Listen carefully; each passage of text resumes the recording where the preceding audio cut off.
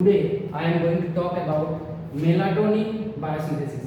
Melatonin কে আমরা বলি ঘুম হরমোন বা এটার আরেকটা নাম আছে যাকে বলা হয় ড্রাকুলা হরমোন।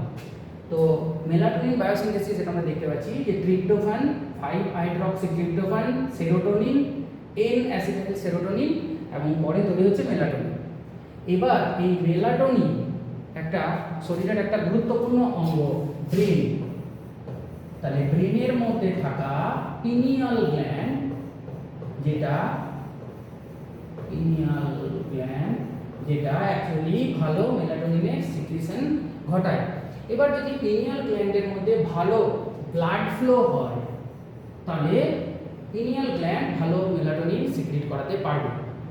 আর এই পিনিয়াল গ্ল্যান্ড সেরোটোনিন মানে যাকে আমরা হ্যাপি হরমোন বলি, এই হ্যাপি হরমোনেরও ক্ষরণ ঘটায়।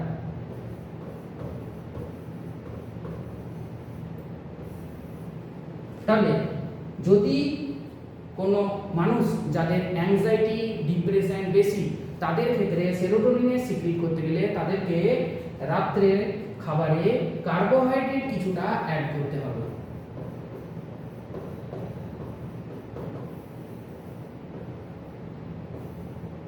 তাহলে ভালো সেরোটোনিনের ক্ষরণ হবে। যদি ভালো সেরোটোনিন ক্ষরণ হয় তার মানে সেই মানুষের অ্যাংজাইটি ডিপ্রেশন থাকবে না। আর যদি অ্যাংজাইটি ডিপ্রেশন থাকে তাহলে সেরোটোনিন ক্ষরণ করার জন্য কি করতে হবে? রেগুলার এক্সারসাইজ করতে হবে, যোগা করতে হবে, মেডিটেশন করতে হবে, সানলাইট এক্সপোজার মিনিমাম 20 মিনিট সানলাইটে থাকতে হবে, আর স্লো মিউজিক শুনতে হবে। এইগুলো করলেই সেরোটোনিন বা হ্যাপি হরমোনের ভালো ক্ষরণ। আর যদি হ্যাপি হরমোন সেরোটোনিনের ভালো ক্ষরণ হয় তাহলে সেখান থেকে N-অ্যাসিটাইল সেরোটোনিন এবং সেখান থেকে মেলাটোনিনের ক্ষরণ হবে। যদি মেলাটোনিন বা ঘুম হরমোনের ভালো ক্ষরণ হয় তাহলে তার ভালো ঘুম হবে। আর যদি মেলাটোনিন ক্ষরণ ভালো না হয় তাহলে তাকে ডায়েটের মধ্যে জিঙ্ক এবং ম্যাগনেসিয়াম অ্যাড করতে হবে। আর তাকে সানলাইট এক্সপোজারে থাকতে হবে।